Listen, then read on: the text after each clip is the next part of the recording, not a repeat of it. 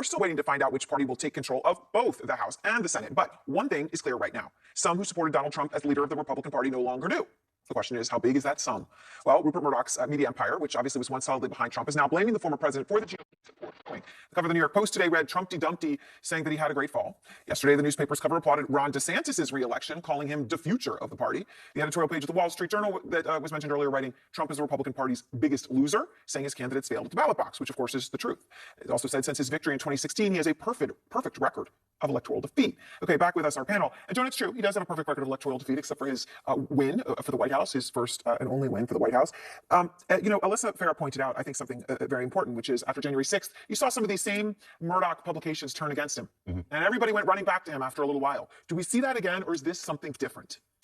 As I was saying earlier, I don't know whether it's likely that this is different. I mean, waiting for the party to ditch him is like waiting for Godot, right? We've had lots of opportunities, but it's more possible than it's ever been. And the fact that you're getting a lot of Fox personalities who maybe aren't identifying Trump by name, but they're clearly laying down the argument, I think that there's a certain sense in which a lot of the animal spirits on the right are just sort of fed up with a lot of this stuff.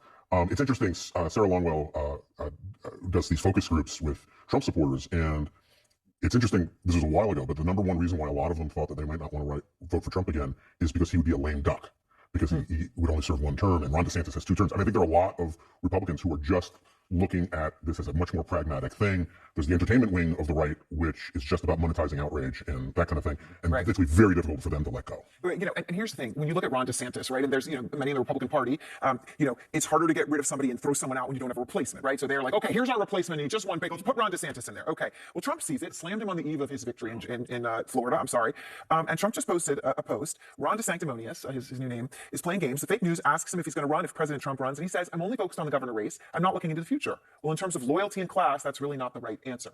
I mean, he's hitting DeSantis again and again and again. DeSantis, though, is saying nothing. Yeah, because you shouldn't reply to Norma Desmond screaming in the attic. I mean, look, this guy is 80 different kinds of disturbed and divisive and frankly pathetic. He is weak. He has been exposed as being weak. This is an emperor's new clothes moment. The question is whether Republicans will actually convert and put forward someone new. And guess what? Normally how you pick replacements is not through some exterior coordination via conservative media. It's actually to have a primary, have a contest of ideas, and not to have a fact-based debate as opposed to this denialism debate which has consumed the Republican Party and threatened the Republic that is still being carried forward, whereas these 2 last races are being determined in key states where there are election deniers running for Senate, governor, and Secretary of State. Right, still up for grabs. Yeah. And look, all this, you've got these next couple of weeks. Look, we're going to find out over the next few days, we hope, who has control of the U.S. Senate. Okay? It could come down, of course, for a few weeks, right, into December for Georgia. But we could find out in days. Hopefully we find out the House. But then you have the former President Trump going to make that announcement, at Mar-a-Lago, which, he clearly wants to run. We'll see whether he does. What does this do to Biden?